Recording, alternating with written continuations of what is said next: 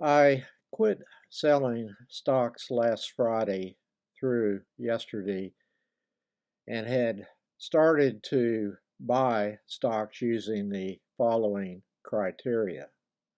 One, only stocks and companies with U.S. centric businesses with no or immaterial exposure to Trump's tariff war.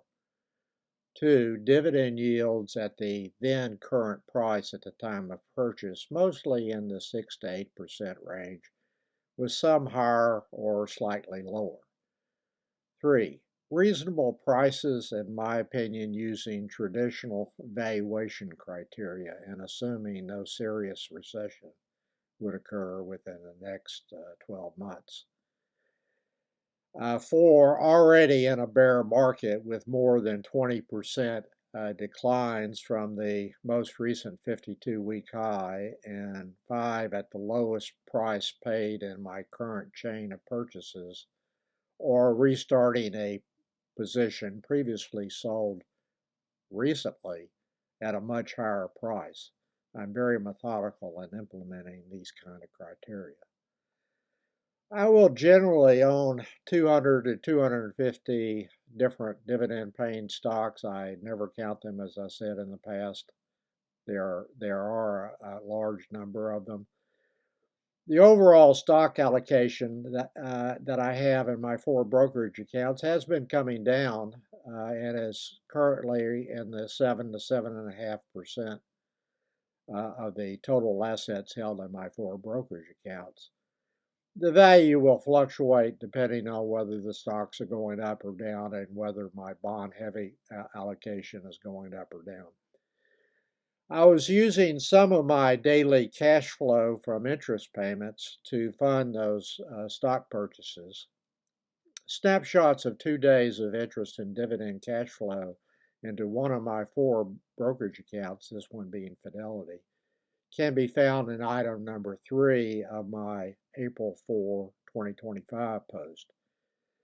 If the market continues to decline, I would, below where the rally started yesterday, I will switch at some point to using all of my interest and dividend cash flow to buy stocks no matter how bad it gets.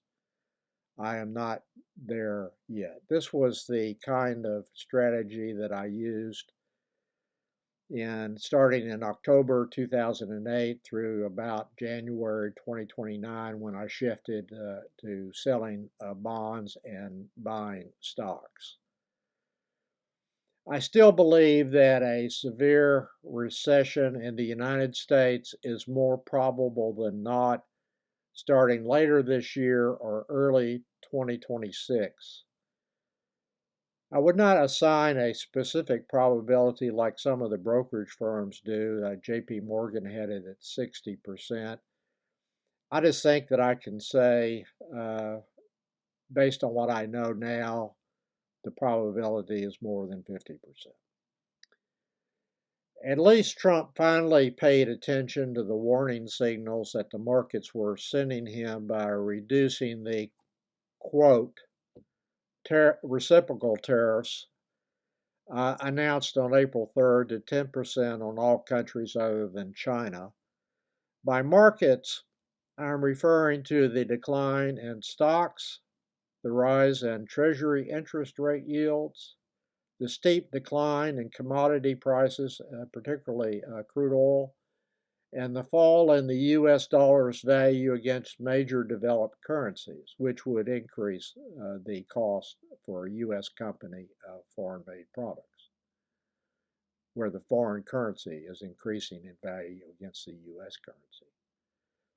The signal sent by the markets was unmistakable that Republican policies were going to send the world into a serious worldwide recession if continued. The, quote, retaliatory, end quote, tariff on China's exports, however, increased to 125%. Where do you think iPhones are assembled? About 80 to 90% of those phones are assembled in China. China's goods exports to the U.S. totaled $434.9 billion last year. China, in response to the increase in U.S. tariffs, has increased their tariff rate for U.S. exports to 84%, and that may go higher after Trump's increased it, the China import tariffs. And in 2024, China was the fourth largest export market for U.S. goods, with imports valued at $143.5 billion. If this continues for much longer with China, both the exports and imports from both countries will slow to a trickle. The point will be reached where most trade between the two largest economies in the world will slow. China will start to source even more foreign imports from countries other than the U.S., and that happened in Trump's first term, even though Republican voters have forgotten about that. In response to the tariffs that Trump instituted in his first term.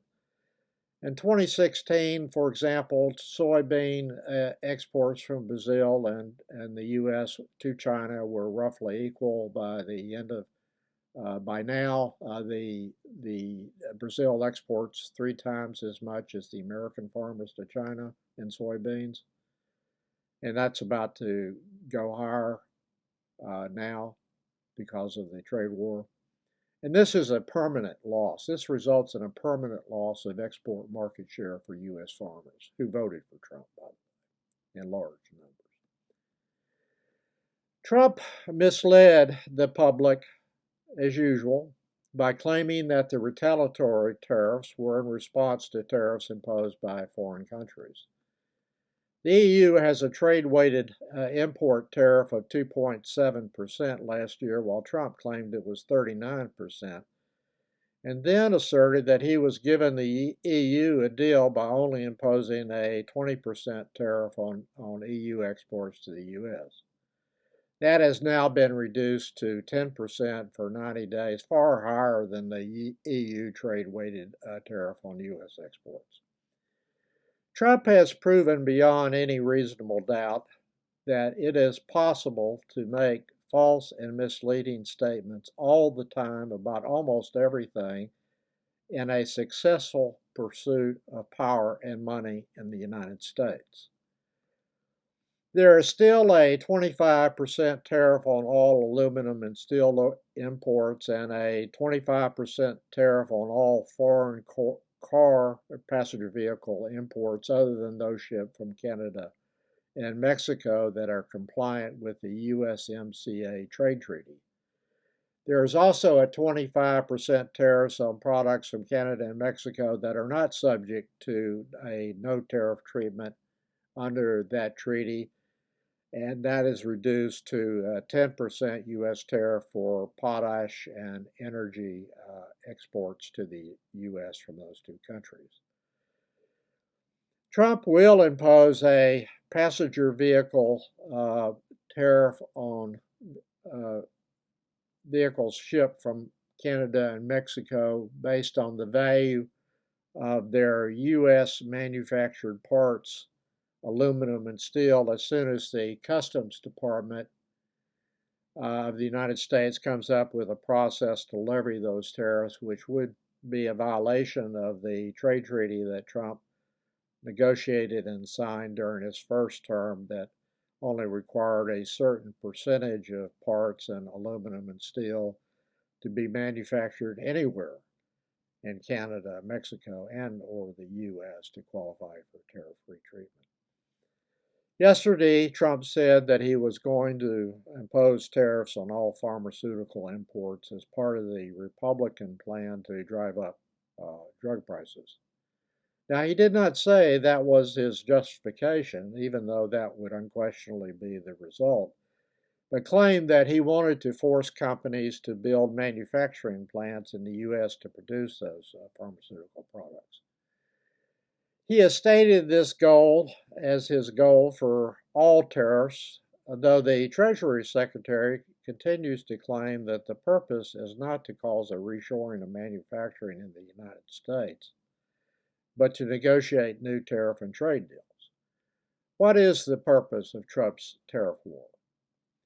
No investor knows the answer to that question. Certainly, no U.S. company knows the answer either as to whether it would make sense for them to actually build a plant in the United States to replace production that is cheaper when done in their overseas factories. They have no idea what Trump is going to do. And that create the uncertainty is still there. Uh, I am going to continue buying stocks since my allocation is so insignificant using the criteria that I outlined earlier in this video. The market is still digesting the ultimate goals of Trump and and what he intends to do. And I doubt that anyone really knows or even has a really good idea of what's about to happen, except it's still not in a good place as far as the current U.S. economy and the impact of the Republican policies on the U.S. economy. I have cited some sources in the more section below.